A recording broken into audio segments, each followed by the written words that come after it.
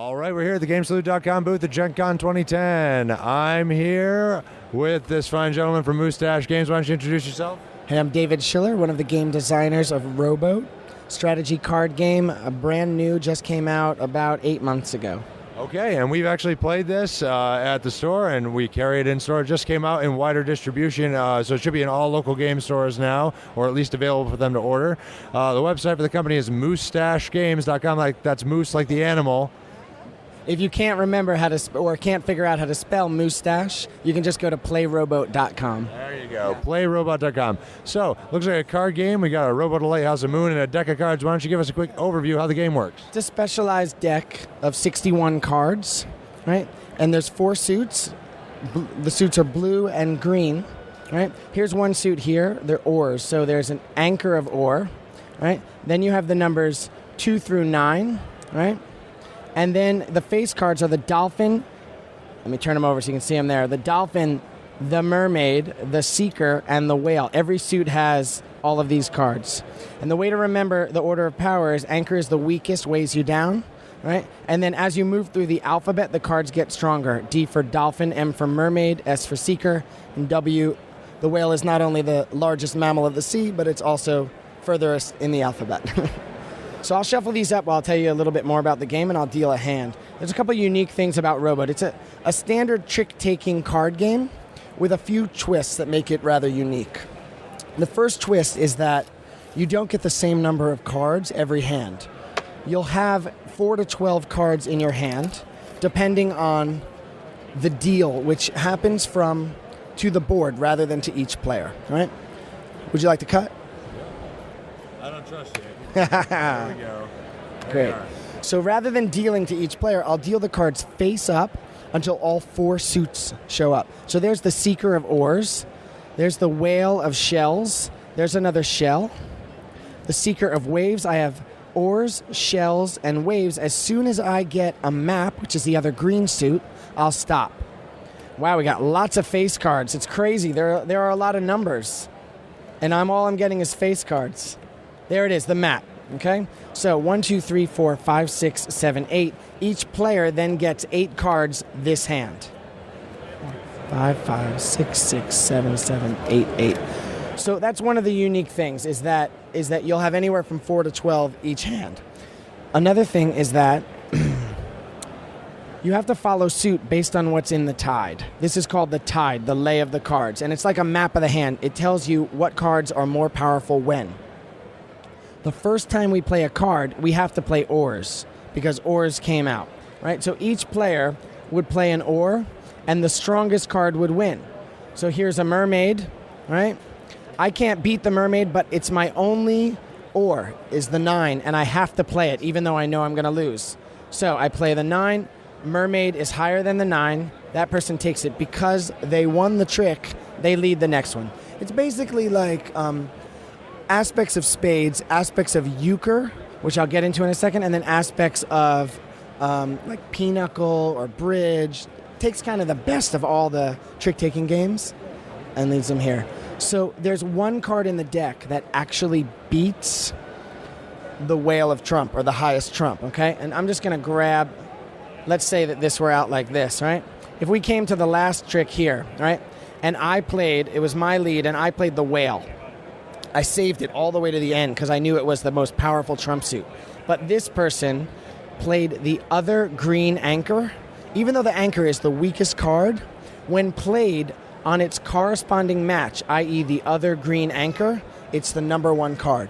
So if you were to play it way back here, you're going to lose. Right? There's every other shell is stronger than that. But if you save it and play it on its corresponding one, right? So every card in the deck has a match. Right? There's 2 green whales, there's 2 green anchors, there's 2 blue mermaids, right? There's 2 of everything, right? So novice version, you just play to win, right? You just put out the cards and you try and win as many as possible. But where the game gets more strategic and in my mind more fun and interesting is at the beginning of the hand you look at your cards, and let's say there were 6 cards in the tide. I have 6 cards in my hand. I'm looking at them, I'm like, all right, I can win this one, maybe this one. Maybe I'll say 2 or 3. Then my opponent gets to bid. they can say, maybe I'll take the rest, and then you battle it out to try and make your bid. Sometimes you make more than your bid. You get a little penalty, like bags, like in spades, right? Sometimes you miss your bid. If I were to bid 3 and only make 2 or 1 or none, I would lose 30 points, right? If I make my 3, I get 30. If I go over, I get 30 and bags, right? When bags accumulate to 5, you lose 100 points, right? And what are you playing to, a certain number of points? Yeah, you play to 200. Each trick is worth 10 points. In addition, we have the specialty cards, the Rowboat, the Lighthouse, and the Moon, right? You can only play these cards once per game, and they come on the board in front of you. So you know that your opponent has them and I have them. Once per game. A game may consist of like 7 or 8 or 9 tides, right? The game runs anywhere from 60 to 90 minutes. However, if you have a lot of small hands and you have a lot of competitive play, it could go longer, right? And if you have someone that's really good and shoots right ahead, they might finish in like 5 or 6 hands. The Rowboat beats everything, including that knob, right? So if I were to play the whale on the whale, that's the best card, right? If my opponent plays the Rowboat, they can win that. But once I play it, I turn it face down, and I can't play it again the rest of the game. We say it's kind of like losing your queen in chess. If I play my Rowboat, but I don't win, right, I'm now at a disadvantage because my opponent still has their Rowboat, okay?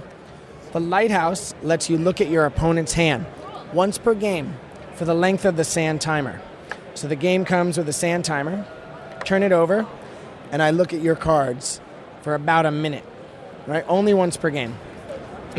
The Moon, only the dealer can play, right? The Moon controls the tides of the ocean, right?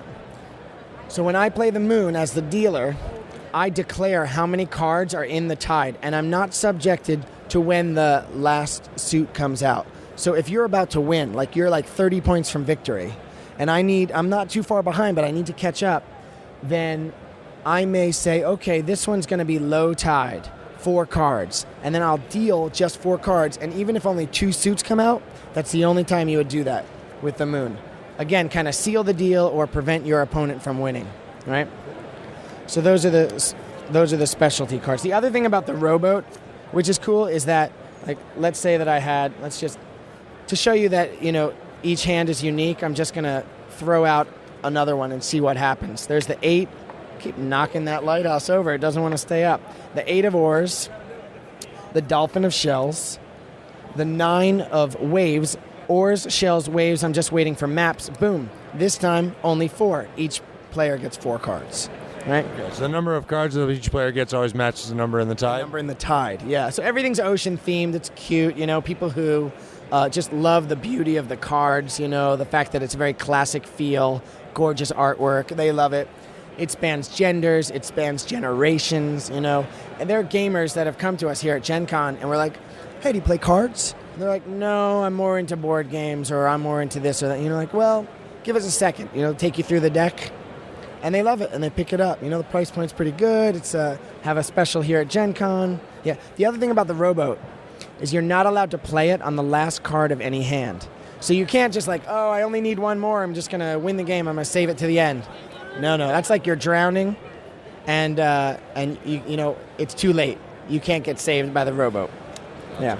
Great. Well, that's Rowboat from Moosetache Games. It should be available in your local stores and at moosetachegames.com or playrowboat.com. So, David Schiller, thank you very much for joining us. Thank you, Dan. It's a pleasure, and I hope it all works out for everyone, and just keep gaming. Great times. Right. Yeah. Take care. Take care.